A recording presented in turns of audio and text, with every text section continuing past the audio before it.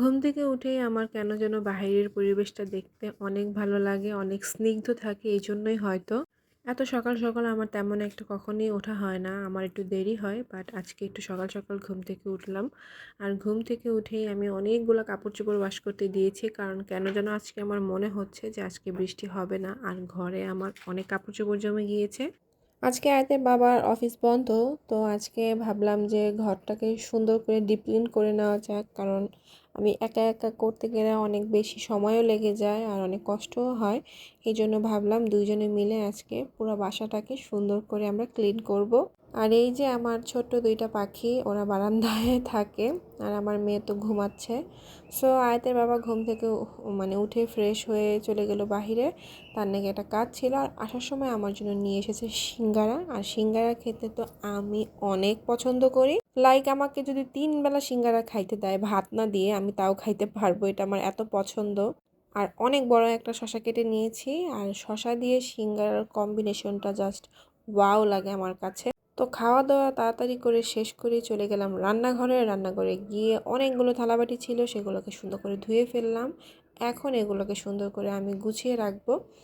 So থালাবাটি ধুতে ধুতে ভাবতেছিলাম যে আর এখন আমি কোন কাজটা করব। তো তারপরে মনে হলো যে গতকাল রাতে না আমি বোতলে মানে বোতলটাকে ধোয়ার জন্য রেখে দিয়েছিলাম। মূলত বোতলের ভিতরে আমি নিউজ পেপার দিয়ে দিয়েছি। এখন এটাকে আমি সুন্দর করে ধুয়ে নিব। এরকম করে ধুলে কিন্তু বোতলগুলো অনেক পরিষ্কার হয়ে যায় তাড়াতাড়ি, তেমন একটা কষ্ট করা লাগে না। সো পানি দিয়ে অল ওভার ধুয়ে টুয়ে এখন আমি পরিষ্কার করে ফেলেছি। দেখতে কিন্তু অনেকটাই পরিষ্কার লাগছে বোতল। এরকম করে কিন্তু আপনারা ট্রাই করতে পারেন বাসায়। আর এদিকে কিন্তু আমার কাপড়গুলো ওয়াশ করা হয়ে গিয়েছে।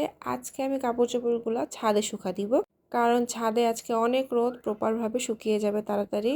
আর আমার মেয়ে ঘুম থেকে উঠে গিয়েছে, ওকে আমি ফ্রেশ করে সো আয়াত তো বিজি আছে। এখন আমি কিন্তু এসিটাকে ক্লিন করব। অনেকদিন যাবতই এসিটাকে পরিষ্কার করব, বাট আজকে করে ফেললাম। আর আমি এইদিকে কিন্তু এই যে ঘরটাকে একটু ঝেড়ে নিচ্ছি।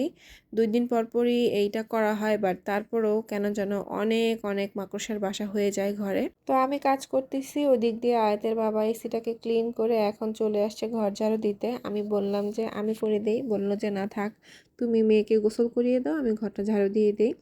তো আসলে এটাই অনেক ভালো লাগে যে আপনার কাজগুলো যদি কিনা হাতে হাতে কেউ করে দেয়, এটা আসলে অনেক ভালো লাগার একটা বিষয়। আর আয়াতের বাবা তো বরাবরই আমাকে অনেক হেল্প করে থাকে, এটা সবাই জানে। আর আয়াতকে তো গোসল করিয়ে দিয়েছি, সে অনেক খুশি মাশাল্লাহ। আর এখন আমরা দুপুরে খাওয়া দাওয়াটা করে নিব।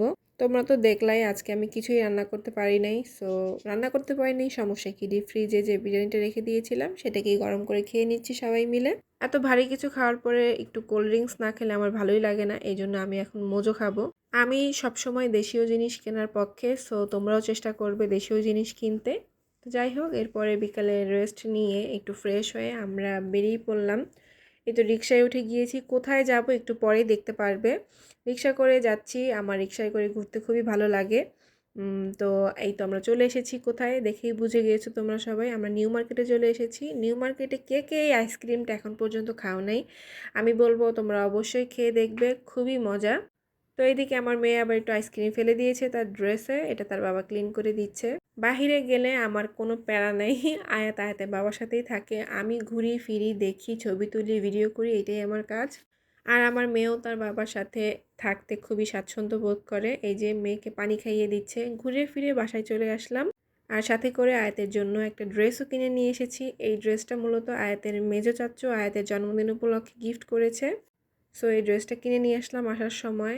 আয়াতি এটাকে আনপ্যাক করে দেখাবে আপনাদের সবাইকে। অলওয়েজ তো আমরা পিঙ্ক কালারই কিনি, এই জন্য এবার একটু ডিফারেন্ট কিনেছি, একটু অ্যাশ সাদা এরকম। তো জামাটা অনেক সুন্দর।